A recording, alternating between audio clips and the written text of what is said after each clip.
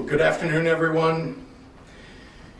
President Biden has been in office for less than 2 days, and already there's a noticeable difference in the effort to listen to and be responsive to the needs of the states. So far, it appears that addressing COVID is his administration's top priority. Hour by hour, his team is seemingly unraveling the mess the previous administration left behind and focusing on improving vaccine supply and administration. Just yesterday, on the first full day of the Biden-Harris administration, the president signed 10 executive orders designed specifically to address this pandemic, including something I've been calling for, the invocation of the Defense Production Act to improve the supply chain that we need to enhance vaccine production, as well as increase testing and treatment therapies for Illinoisans and for all Americans.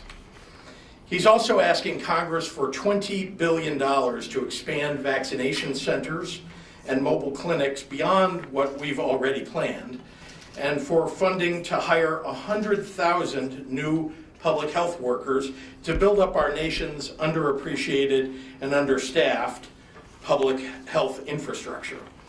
I've made clear to Illinois' congressional delegation the need to take up this legislation immediately. 48 hours into this new president's term and 11 months into this pandemic, it finally feels like help is on the way. It's in that context that I want to provide an update on the progress of Illinois' COVID-19 vaccine administration plan. What we've done and where we're headed next is what I want to present. This week, our Illinois National Guard mobile vaccination teams have begun operations at 6 vaccination sites in Cook County, working in partnership with the local public health department. And over the next 3 weeks, approximately 25 additional National Guard vaccination teams are deploying to more sites in high-need areas all across the state. That's on top of the soon-to-launch sites in St. Clair County that I announced last week. Let me pause to just acknowledge the heroic efforts of our Illinois National Guard, who have deployed to not only stand up mass vaccination sites, but also to protect the inauguration in Washington, D.C., and to protect our state capitol complex, all just in the last week alone. We all should be so very proud of our Illinois National Guard. They are considered among the best in the nation. The Guard is just one piece of our state's vaccination administration. They work in conjunction with the 97 local health departments. We're all on the front lines and taking on the responsibility to vaccinate their communities at a scale never before seen, while also navigating a completely inadequate national supply of vaccine. Local public health departments are locally operated and funded, and you can imagine how challenging this pandemic has been for many of them. Imagine the work that they have to do, so vitally important, and not having enough staff or not having enough resources. So we've been there to try to help them, to lift them up. We've seen incredible work, though, among those local public health departments across the state, and I want to highlight 2 such examples. In Quincy, the Adams County Health Department has already ramped up to administer over 1,100 vaccines a day in a community of 65,000 residents. And in Greene County, about halfway between Adams County and St. Clair County, their health department administered their entire federal shipment last week within 24 hours of delivery. These are far from outliers. This week alone, Illinois set 3 days of records for vaccine doses administered, and not just by squeaking by. Our new high blew past our last by more than 10,000. That is to say, for 3 days in a row, we have hit record numbers of vaccinations in the state, and 10,000 more yesterday than the day before. In fact, as of today, of the vaccines directed by the state of Illinois, over 60% have been reported administered, and another 10% have likely been administered but have yet to be reported. Unfortunately, the same cannot be said for the Federal Pharmacy Partnership Program for long-term care facilities, set up under President Trump. I'm very troubled to see the slow pace of the federal government's program to vaccinate long-term care residents. And I have expressed that concern to the Biden administration and to the pharmacy partners. They must accelerate the pace of vaccines to our most vulnerable residents. As of today, the federal government has set aside 524,050 doses from the overall number allocated to Illinois for the purpose of vaccinating long-term care residents. But only 93,683 have been administered by the federal government's program. That's less than 20% of their supply. After discussions directly with those pharmacy partners, they have pledged to vaccinate at all skilled nursing facilities and assisted living facilities by February 15th, with second and third visits in the subsequent weeks to assure full coverage to residents and staff. As of now, nearly all healthcare workers in Phase 1A have been provided the opportunity to get vaccinated, while the federal effort to vaccinate residents at long-term care facilities continues, although not nearly as quickly as I would like. This meets our criteria to substantially complete Phase 1A. So starting this coming Monday, January 25th, the entire state is moving to Phase 1B of our vaccination administration plan, as our very limited allotment allows. This means you will be eligible to get vaccinated if you're 65 and older, and if you're a worker who is classified by the CDC as a frontline essential worker, such as teachers, first responders, and grocery workers. This does not mean, however, that right away you will be able to get the vaccine as quickly as you have in the past gotten your flu shot. Because federal vaccine production was hampered by the failure of the previous administration to properly invoke the Defense Production Act, vaccine supply is limited all across the nation. There are additional vaccines in the pipeline that may soon see FDA approval, and that will help. But there are 3.2 million Illinoisans in Phase 1B, so there will be far greater demand than supply for at least the near term. To put it in perspective, we're expecting approximately 126,000 first doses to arrive next week outside of the city of Chicago. That's less than 4% of the 1B population. Until the vaccine supply improves, we will all, frankly, need to be patient. But we are building capacity so that as vaccine increases, hopefully over the coming weeks, we will be ready. Starting Monday, our National Guard sites, as well as local health departments and many pharmacies, will be taking appointments for those in Phase 1B, including at Walgreens, CVS, and Jewel Osco, with hundreds of sites coming online. By February 1st, additional pharmacies, including Hy-Vee, Mariano's, and Kroger, will join them. As we increase capacity to make vaccine widely available, we will launch a statewide website to provide more information so that you can make an appointment to get vaccinated. Already today, the Walgreens appointment website is up and running, and the others will soon follow. Although appointments will be hard to get for some time, times will become more and more available to you to make appointments for, as our state receives increasing numbers of doses. Because of the supply limitations, I want to reemphasize that vaccinations will be given by appointment only. So don't try to line up at your local store or call your local pharmacy. When we have a steady stream of vaccine coming in from the federal government, we will launch walk-in locations and round-the-clock operations. As the nation awaits greater supplies and ramps up vaccination sites, every Illinoisan can do their part to fight this pandemic with the tools we know work: masking and distancing. And over the last 8 weeks, we've all used those tools and made real progress bringing down our COVID hospitalizations, our positivity rates, and our daily COVID-19 cases as a state. Our statewide positivity is the lowest it's been since mid-October, And while COVID-19 hospitalizations are still more than twice what they were this summer, they are now almost half of our fall peak. Enormous sacrifices are being made to achieve this progress, but those sacrifices are truly making a real difference. Thank you. Thank you to everyone who is doing their part. This also means that our regions have achieved reduced mitigation levels based upon the metrics that IDPH set out. New as of today, Region 4 has improved to Tier 2 mitigations, meaning that now all 11 of our regions have seen meaningful enough improvement to exit our strictest mitigations.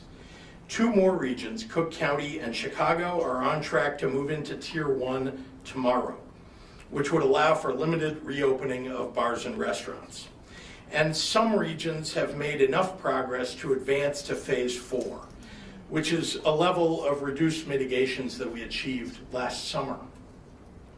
My administration has worked with public health officials to balance supporting the economy with keeping people safe, and will continue to do so. And in a few moments, Dr. Ezike will walk you through new sports guidance, allowing expanded levels of play for youth and adult recreational sports for regions that reach Phase 4.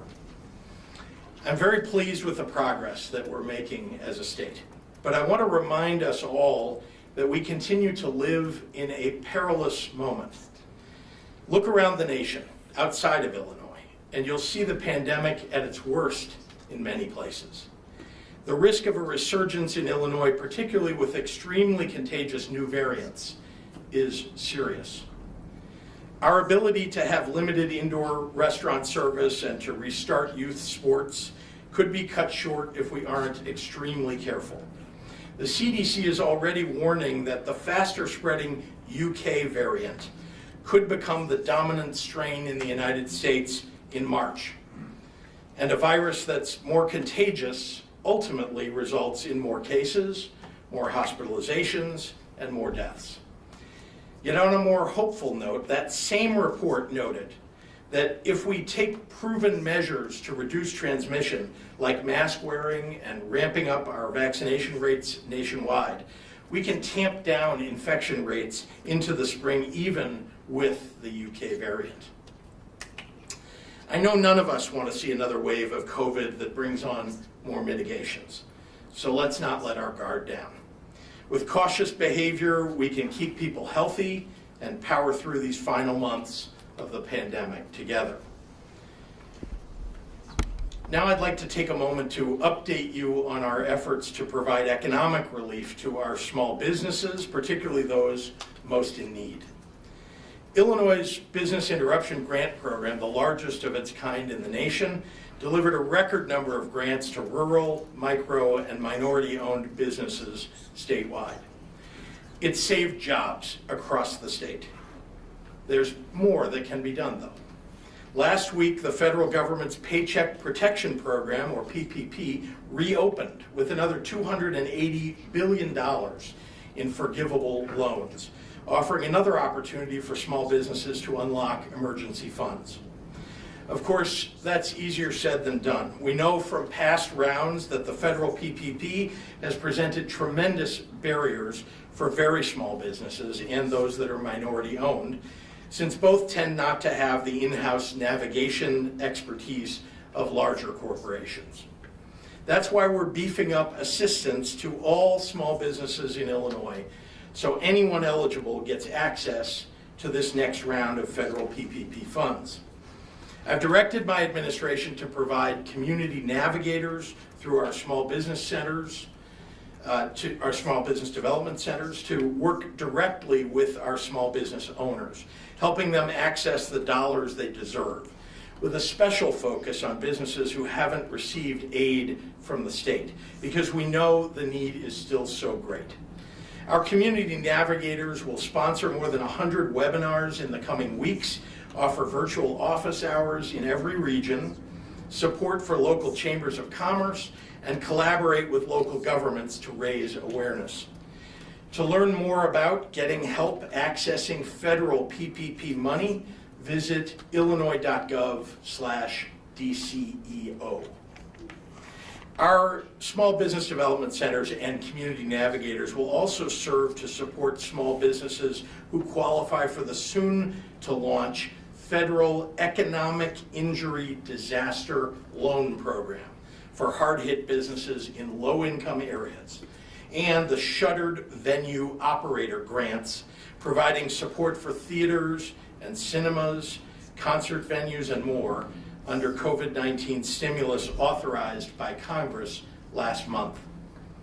So the bottom line is this: Illinois is focused on vaccine administration, maintaining strong healthcare and hospital systems, and scientifically based public health mitigations, but all the while building toward the economic recovery that we all know we need by helping job creators survive and thrive as we work to overcome this pandemic. So thank you very much, and with that I'd like to turn it over to the Director of the Department of Public Health, Dr. Ngozi Ezike.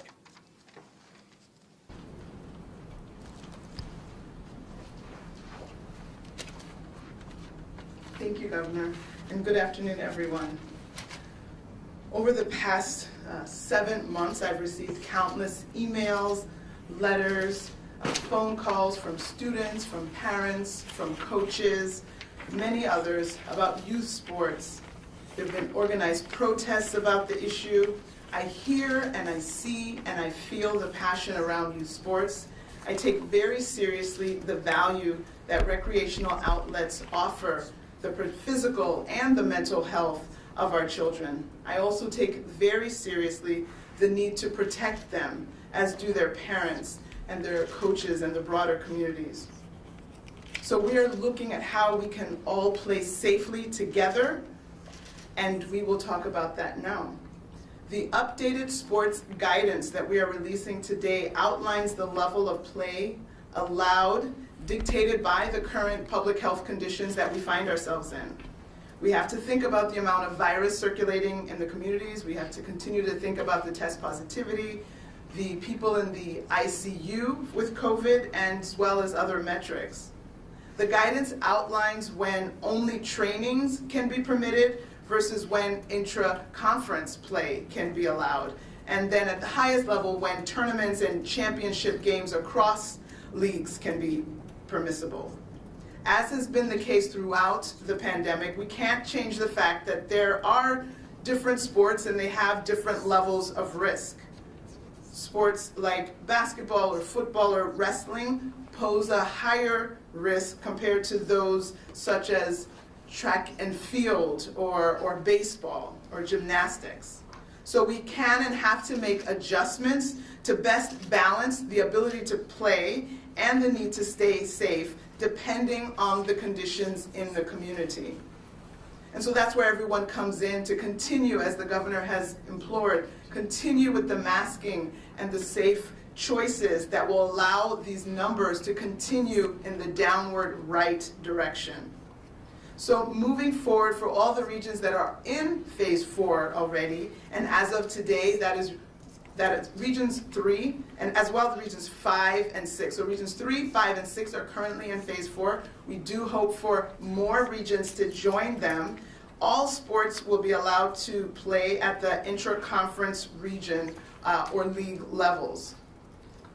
I hope that we'll all use the experience that we have garnered as we go forward so that we don't, in fact, see another surge and go back into higher levels of mitigation that would suspend these levels of play. Reduced mitigation does not mean abandoned mitigation. Businesses, restaurants, events, and activities still need to have reduced capacities. People still need to avoid large events. We still need to use our masks all the time. We know that these things worked. It's just a plain fact. And so we need to keep doing what will work to keep our numbers down so we can continue having sports and having indoor dining as those requests. I'm also cautious, as the governor mentioned, that as we begin to see these other variants of COVID-19 spread, we have another threat against these numbers that we've worked so hard to bring down. Early studies have shown that the variant first detected in the United Kingdom spreads more quickly, and that could cause our case counts to skyrocket in a very short period of time. We've also heard of variants coming out of South Africa, and yet another in Brazil, another in Nigeria, and we suspect that those variants identified will continue to increase. We know that viruses constantly change, and new variants of the virus are expected. We must continue to stay on guard as the virus that causes COVID-19 mutates and as these new variants are in fact detected. We will continue to perform genomic sequence testing on more and more specimens to help detect these variants and their potential spread. In the last 24 hours, more than 125,000 COVID-19 test results were reported, for a total since the beginning of this pandemic of more than 15.2 million tests. Overnight, in the hospitals across Illinois, 3,179 individuals were hospitalized with COVID, and of those 3,179, 661 were in the intensive care units, and 348 patients were on ventilators. Today, 7,042 new individuals with COVID have been reported, for a total of 1,093,375 total cases. Since yesterday, we've received reports of 95 individuals who have passed from COVID, for a total of 18,615 lives lost to COVID-19. Regarding the 7,000 cases today, that number, if you note, is slightly higher than what we've been seeing. And that is due to an adjustment. We've adjusted our probable case count, and that's now included in the total cases we've just reported. We have worked tirelessly over the past year to provide the latest health guidance to combat COVID-19. And we're providing the best data we can so that people can see what is happening as quickly as possible in their respective communities. Our response to this pandemic has evolved from a year ago, and it'll continue to evolve as we continue to learn more, as we study the new variants, and as the vaccine successfully goes into the arms of the people of Illinois. What will never change is our commitment to protect the health and safety of all communities, and to provide as much information as quickly as we can to all of the residents of Illinois. Our objective is simple: end this pandemic as quickly as possible. And we need your help to do that, of course. So please continue to wear your mask. Please continue to maintain 6 feet of distance. Please continue to avoid large gatherings. And let's get vaccinated when your turn is up. Thank you, and I will summarize comments in Spanish. Buenas tardes. Durante los últimos 7 meses he recibido innumerables correos electrónicos, cartas y llamadas telefónicas de estudiantes, padres, maestros, entrenadoras y muchos otros sobre deportes. También he escuchado de las protestas. Tomo muy en serio el valor que los espacios recreativos ofrecen a la salud física y mental para nuestra juventud y la necesidad de protegerlos. También a sus padres, amigos y comunidades en general de esta pandemia, para que todos puedan jugar juntos de manera segura cuando esto termine. La guía deportiva que compartimos hoy describe nuevamente el nivel de juego permitido por las condiciones de salud pública. También describe cuando solo se deben permitir los entrenamientos, cuando se permita el juego dentro de la conferencia y cuando se permitan los torneos y los juegos de campeonato. Como ha sido el caso a lo largo de esta pandemia, no podemos cambiar el hecho de que los diferentes deportes conllevan diferentes niveles de riesgo. Pero podemos hacer ajustes para equilibrar mejor la capacidad de jugar y la necesidad de permanecer a salvo. pero no más si permitan las condiciones de la comunidad. En el futuro, para todas las regiones que se encuentran en la fase 4 y a partir de hoy incluyen las regiones 3, 5 y 6, todos los deportes podrán jugar al nivel intraconferencia, región o intraliga. Soy optimista con las tendencias que estamos viendo en Illinois, las tasas de positividad y el número de gente que están en los hospitales. Todos están bajando. Soy cautelosa por un par de razones. Durante el verano vimos una caída en los casos y el estado pudo abrirse un poco más. Pero como todos sabemos, a partir del otoño vimos aumentar el número de casos, gente en el hospital y muertes. Espero que todos usemos esa experiencia y la información que hemos aprendido a medida que avanzamos para que no veamos otro aumento. Mitigación reducida no significa ausencia de mitigación. Los negocios, restaurantes, eventos y actividades deben tener capacidades reducidas. La gente debe seguir evitando grandes eventos y todos debemos seguir usando nuestras máscaras. Sabemos que estas cosas funcionan. También soy cautelosa a medida que comenzamos a ver otras variantes de la propagación de COVID-19. Los primeros estudios han demostrado que la variante detectada por primera vez en el Reino Unido parece propagar más rápidamente. Otra variante ha surgido en Sudáfrica y otro en Brasil y otra en Nigeria. Los virus cambian constantemente y se esperan nuevas variantes de un virus. IDPH va a seguir para la supervisión de estas nuevas variantes y proporcionar nueva información a medida que esté disponible. En las últimas 24 horas se han informado más de 125,000 pruebas fueron hechas para un total de más de 15.2 millones de pruebas aquí en Illinois.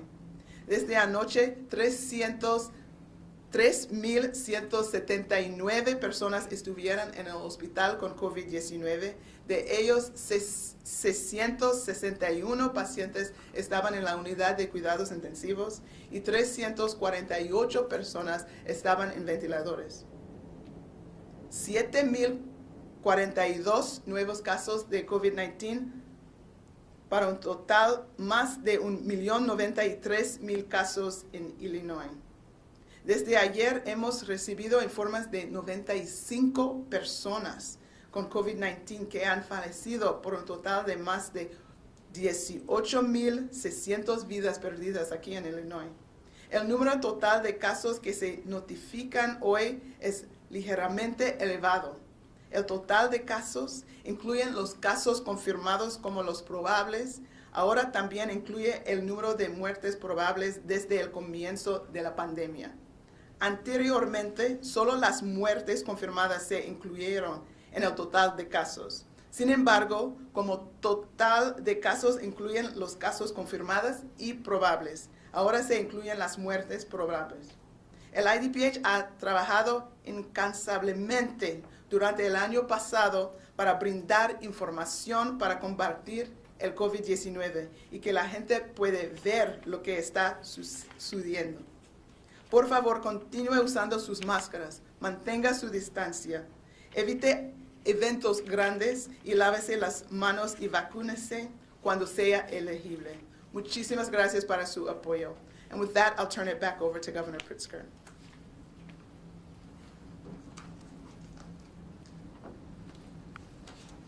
Thank you, Dr. Ezeka, and happy to take questions from members of the media. Governor, why were healthy prison inmates moved ahead of people with high-risk medical conditions in the pecking order for vaccinations? Well, they weren't moved ahead. Let me explain to you that the ACIP committee at CDC recommended that we vaccinate prisoners at the same time that we vaccinate corrections officers. This is in fact not just an ACIP recommendation, but the Bureau of Prisons for the federal government is vaccinating prisoners. So too the Biden, so that was under the Trump administration. Same is happening under the Biden administration. So that's where we landed, and I'm pleased that we're able to move into phase 1B. We have, as you know, 3.2 million people in this next phase. The vast majority are people 65 and over, and we're glad to be able to get to them. And as you know, many of them have several comorbidities, so they're very much at risk. Governor Pritzker and Dr. Nzika, I know I've been carrying this with me. Fall sports all played, not one hospitalization for any of the students. They played football, they played girls volleyball. These are all the states right now that have a confirmation of when they're starting basketball. The only two holdout states are Illinois and New York. They even have basketball tryouts for high school in California yesterday, and they're having them today. What are these governors recklessly endangering the lives of students, but we're not here? I mean, why are we doing this? This makes no sense. I'm happy to allow, as you know, there are many more people who are playing youth sports today as a result of the movement between tiers and to phase 4. Happy to have Dr. Nzika give you some. So, Dr. Nzika, so if you're in phase 4, tier 2, and tier 1, can you play basketball? Phase 4. Tier 2 or tier 1, can we start basketball? In- Meaning we like the whole state of Illinois. So it's per region, right? So it's Right. not for the whole state. But if your region is in phase 4, you can play basketball games. Can we practice If you're in phase 4, you can absolutely practice and play basketball and have games. games? And let me just say, this is all on the website. You can go look this up for yourself. Let me also say that you talked about the number of children who've had COVID as a result of playing. So remember, the issue here is very much are children carrying it home to their parents, to their Right. grandparents, right after interacting very closely, as you know, sometimes. Right. Without a lot of padding or whatever, right, and interacting with one another. So we want to make sure we're keeping families safe. Our number one concern has always been to make sure that kids can go back to school, and so making it safe for them to go to academic classes is the thing that we've been focused on. Right, but I've done my homework. There is not Yeah. one transmittable case I hear you, from but as you player to heard coach today, things or have from coach changed. to family members. Things have changed as a result of the great work that people have done across the state following the mitigations, and so there are many more people playing sports today than yesterday. There are also documented outbreaks of sports-related outbreaks in other states, so I'd urge you to Google that. We're going to move on, so you can go, Chris. Governor, the IDPH Twitter profile has regions 10 and 11 on track to advance to Tier 1 on Saturday. There's a lot of restaurateurs in the Chicago suburbs and in the city wondering, will that happen for tomorrow? We have the numbers today. When will we know about tomorrow? I'll let Dr. Nzika, because she's been tracking these numbers. So we will be able to know tomorrow if they, in fact, meet the criteria. It's looking like they will get there, and so that announcement will be made tomorrow, whether it's confirmed that 10 and 11 have reached Tier 1. Can I ask you one other question while you're up there? There's been a lot of blowback that some high-profile Illinoisans have been getting vaccine ahead of others who might be in more need. Can you speak to the conversation that's brewing in Illinois about line jumping for those who should be getting it in the proper order?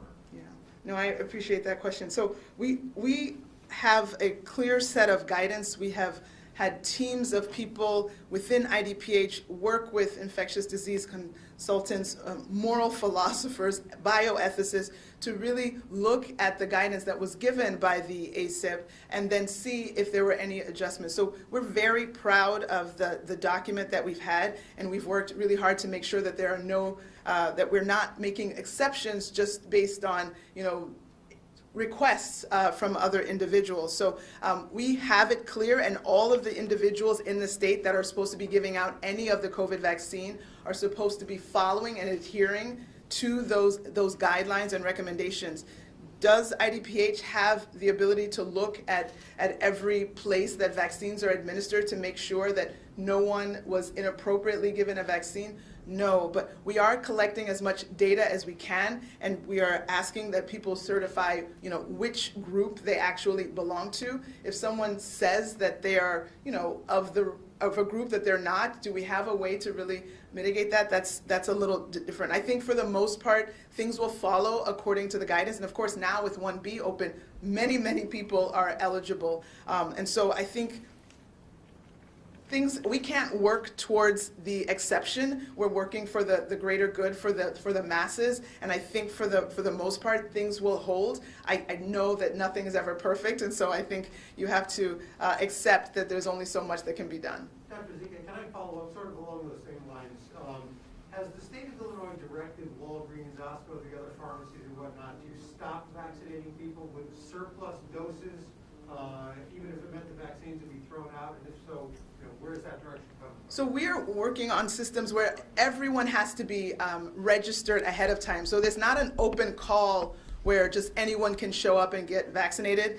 There are appointments, and so individuals have to have pre-registered so we know who's coming. I don't think there'll be any loss, any shortage of slots in terms of people not filling up the slots, given how many people are eligible now and how eager people are to get the vaccine. So I think all the people in 1A, we have 1A people that still have to be vaccinated, and then the people in 1B, those are the individuals who will be getting the vaccine, whether it's in the retail pharmacies or from their local health departments or other providers that are helping us with this COVID effort. I think the issue was people who are in maybe the 1B category are going in and getting vaccinated now because pharmacies can't find enough 1As to come in and use up the vaccines they've got. They don't want to waste them. So there are differences, and I think the governor spoke about this last week and maybe even the week before, that there are regions that were substantially done with 1A, and so they were looking around for people to vaccinate, and so it was permissible for those regions that were substantially done with 1A to move on. So there are some areas of the state that have already begun vaccinating 1B. And Governor, with these Illinois National Guard vaccination sites, you said 6 in Cook County, 25 other places. Is it a first come, first serve, how like we saw in Florida, people are driving in? As we just said, it's all done by appointment. It's all done by appointment now, right? As long as we have a shortage of vaccine that is coming from the federal government, right? We don't want to have that happen. That's precisely something that everyone is worried about. And so we've got appointments. That's what Dr. Zika was talking about. People sign up on a website in order to get an appointment so they can show up at a specified time, typically 15 to 30 minutes, because you have to be observed after you get it for about 15 minutes. So you tweeted out about the metrics changing and that there's multiple healthcare staffing contracts that increased hospital staffing. Mm-hmm. Where are these nurses and doctors going? As needed. It's a contract in place for hospitals as needed. You're not going to throw a bunch of skilled healthcare workers into a hospital where they're not needed. So it's a contract that gives us a reserve in the event that there are hospitals that are understaffed. All right, we'll do one more in the room and we got to get online. Go ahead. Actually, Congressman Rush tweeted yesterday that he's writing the Small Business Administration with an issue about PPP recipients not being eligible for more funding because they've received forgiveness in the first round. Do you know anything about that? I don't. That's a federal matter. Sorry, I just thought... That's okay. That's okay. I just don't happen to know about the problem of the first PPP program affecting the second. Okay, and I've actually got a question for Dr. Zika, if I can ask. I'm working a lot on the CDC's report from last Friday regarding the estimate or the projections that the B.1.1.7 variant is going to be the dominant variant in the United States within 6 to 8 weeks in March. From an epidemiological standpoint and a public health standpoint, it's a new variant. What do we not know about the variant that you wish you knew at this point that would be useful for you in your job right now? Well, I think we know enough to understand what precautions that we all need to take. So this is not the time to suspend using masks. So if something is more transmissible, that would suggest that we need to double down on mask wearing. If something is more transmissible, then that would mean that larger gatherings are even more dangerous than they were before. So even as we learn more about this variant and maybe how it will do against the monoclonal antibodies, et cetera, there are things that don't change as we're learning more about the variant. And so those important things are the things that are going to make the difference. continuing to be masked. It's not inappropriate to say, if I can breathe comfortably with one and I can do that with two, maybe two will give us that extra level of protection. That, large gatherings, unmasked, indoor obviously more risky than outdoors, like all of those things we've been saying, the message doesn't really change. It just means it's more important now, more important than even before, to adhere to them. So we'll continue to follow the science. I have colleagues in the UK that I converse with regularly, and it's very helpful to get, their information as well. We'll continue to use that information, what our colleagues have seen, to make sure that we're keeping a close eye and that we're giving all the appropriate guidance and making sure that we don't react too late. So if we do see a surge in terms of the UK variant, we know that it starts to multiply very quickly once it takes a significant hold. We know the numbers now are very, very low, but that can change. Like you said, in March, we think they could become the predominant variant. So we'll be watching to figure out the time that we will have to take more aggressive steps to curb its continued spread. All right, Hannah Mizella at NPR Illinois. Can you elaborate on this new website the state is setting up? Is it actually going to facilitate making appointments or merely link to places where people will make appointments? Additionally, not all seniors are computer literate or have the internet. Will the state at some point set up a hotline to assist them? What about seniors who don't have access to transportation? And will the state set up a program to help them? Wow, that's a lot of multi-part question. Let me start by saying that people will be able to go to a website that will get them to either their local public health department or to a pharmacy where they can sign up for an appointment. So people will who are able to get online, and that's the vast majority of people. People who are not have the ability now to call their local public health department and get more information. And that's, at least at this point, if they have a question, they can do it that way. And we certainly want to make sure that people have access to information if they're not computer literate. So in addition to that, there is a number that you can call, coronavirus hotline at the IDPH, that will direct people. Jamie Monks at the Tribune. Given what you've learned during Phase 1A of vaccine distribution and what you've seen of the Biden administration's plan, can you provide an estimate for how long it will take to get through Phase 1B in Illinois? When should the general population reasonably hope to see vaccine availability at this point? I know I'm going to get asked this question virtually every time I stand up here. People want to know when exactly are we going to move on to the next phase, or when can I get mine, is what people are saying to themselves. And it is frustrating, I must say.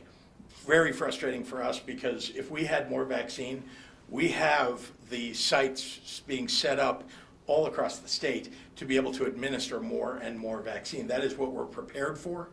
And so more vaccine arrivals, deliveries to the state of Illinois will be extraordinarily helpful for us. And I can't tell you an exact date. I think it would be irresponsible, in fact, to set a date and tell you that that is when everybody is going to be vaccinated, or every adult, or even in the next phase 1C, because until we see what vaccine production and deliveries will look like, it's impossible to predict. Were you encouraged or discouraged when Dr. Fauci said yesterday life would likely get back to normal by the fall? I don't know whether I was, I don't think I was thinking of whether I'm encouraged or discouraged. I think every day about how challenging it is that we don't have enough vaccine.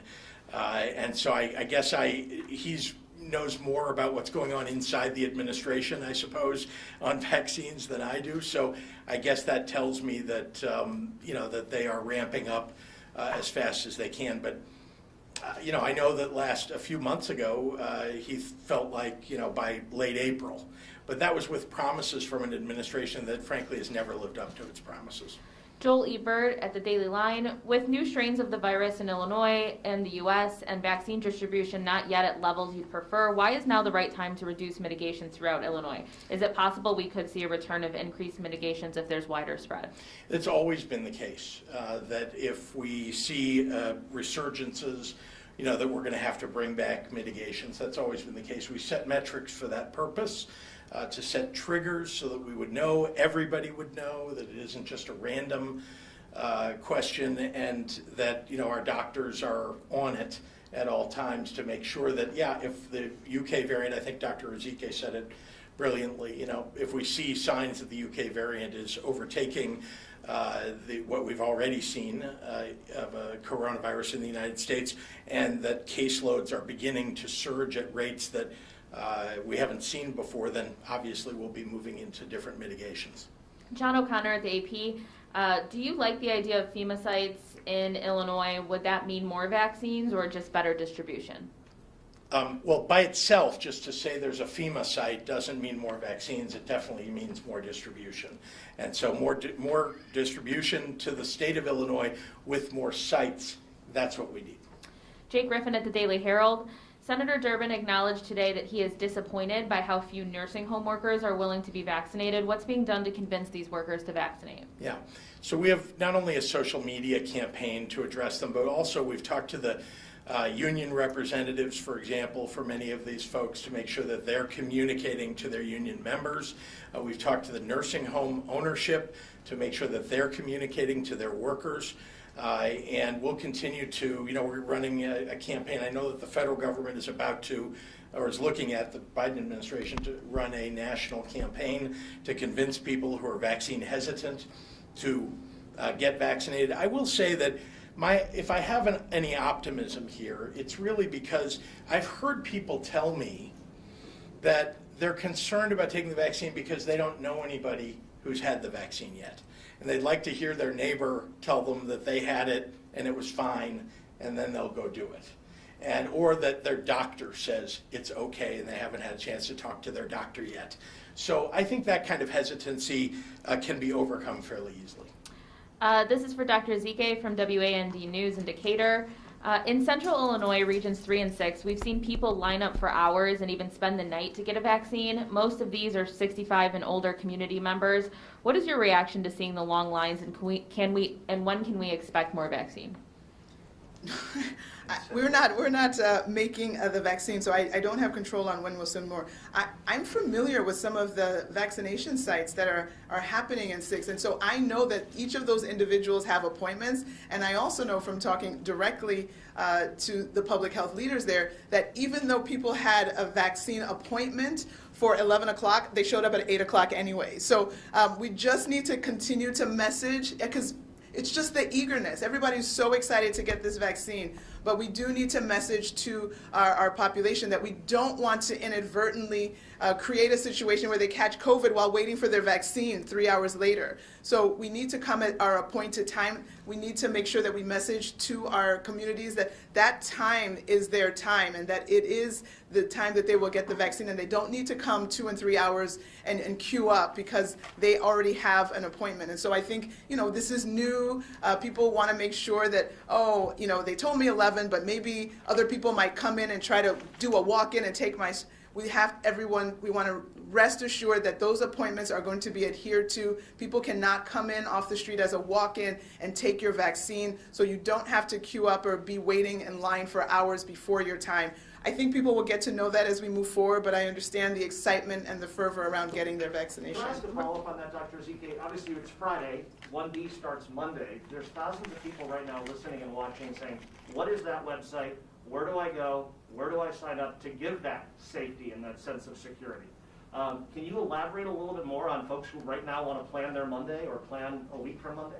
Yeah, so just to be clear, you know, there is going to be on the coronavirus website information, and somebody was asking, is it links? So there are going to be different links. Some will be directly to pharmacies, some will be to our platform, this EM Track, where the local health departments are putting in information about their pods. Some of them are specified where they already targeted a group and said, we're still working on, you know, dentists in the community who didn't have an appropriate way to get vaccinated as part of 1A. And so only those dentists that were trying to be targeted will have that link to sign up. But when there are, you know, the additional open to the masses, and I know it's confusing and it's also frustrating that, yes, I'm going to be eligible as of Monday, but I can't get it on Monday. And unfortunately, that is the message. When we get about 120, maybe 126,000 doses next week for a pool of 3.2 million for 1B, plus the remnants of that first pool, we have almost 4 million people that are eligible. So I need people to understand that, yes, they're eligible, but no, they might not get it this week or this month. And so we will, as we have all of that information and those pods, we will be able to have people linked to it, but it's not in abundance now where everyone can sign up. And What's the website, though? What Coronavirus.illinois.gov. And they can make reservations, or They can will put- be able to go on there, and Can as you I say said, that? I'm sorry, I apologize. Yeah, it's coronavirus.illinois.gov is the website, but they'll be able to go on there and link to whatever is closest to them, a pharmacy partner or a local public health department or some other. So it's a series of links. It's not a. It is, but it's because whoever your providers, whatever's closest to you is going to be different than whatever's closest to Craig Wall, for example. Rachel Hinton at the Sun-Times is asking about the Republicans who held a press conference today calling for you to halt your push for decoupling legislation, saying it would hurt struggling Illinois businesses during the pandemic. What's your response? Well, I think what the Republicans misunderstand is that the Senate Majority Leader, former Senate Majority Leader, Mitch McConnell, and the former President, Donald Trump, pushed for legislation giving a massive tax increase to some of the largest businesses. That what they also did was affect state revenues across the United States, which is why 26 states have put through decoupling. An additional 9 states already were automatically decoupled, and other states that don't have an income tax were not affected by decoupling. So it's really actually a fairly standard movement by states to make sure that they're decoupling, and we're going to do the same. The Republicans were now 81 days since Election Day. They've not proposed any cuts to state government, any way to balance the budget, and now they're proposing blowing perhaps a $500 million hole in next year's budget. Stephanie Goldberg from Cranes is asking if we could provide more information on the vaccine doses administered to people from out of state. Where do most of these people work and live, and are they primarily healthcare workers?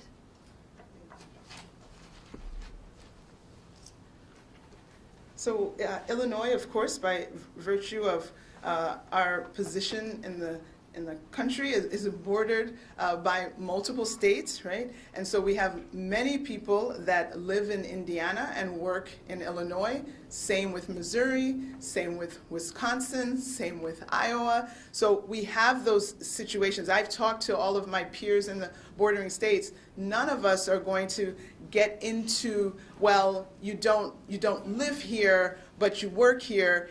If you work in my office, we are swapping air together regardless of where you put your head down to sleep at night. And so we are all protected in this work environment if we are vaccinated. So making that distinction between the fact that you work with me and swap air with me, but you don't put your head down in the same state with me is irrelevant and not productive and is not going to protect our community. So we are saying that, if you work here, you reside here, yes, you will take advantage of this vaccine, and that will help our communities be safer.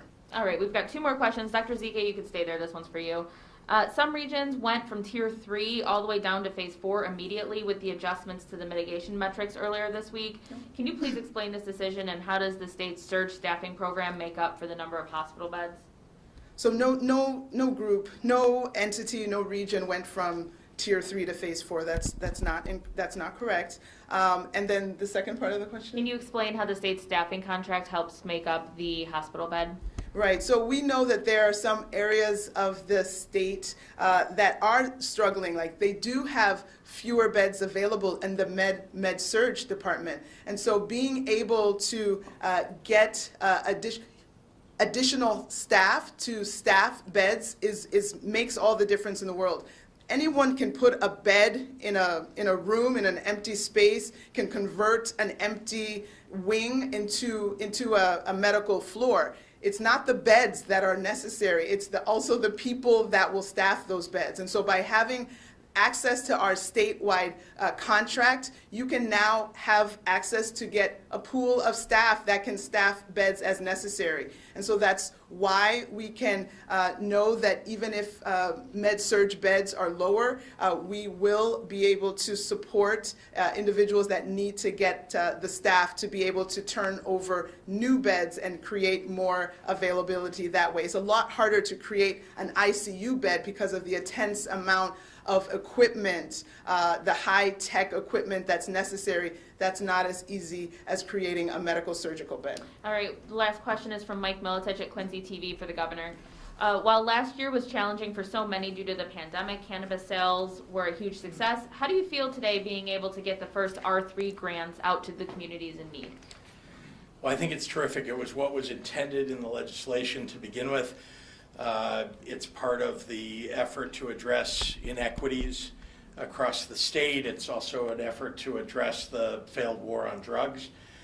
So I'm elated, and I have to say that the Lieutenant Governor did a terrific job leading the R3 board, making sure that we're getting those grants to the right places and the right people in disadvantaged communities to address those wrongs. All right, thanks everyone. Dr. Thank Zike, you. can I ask you one more question? Dr. Zike?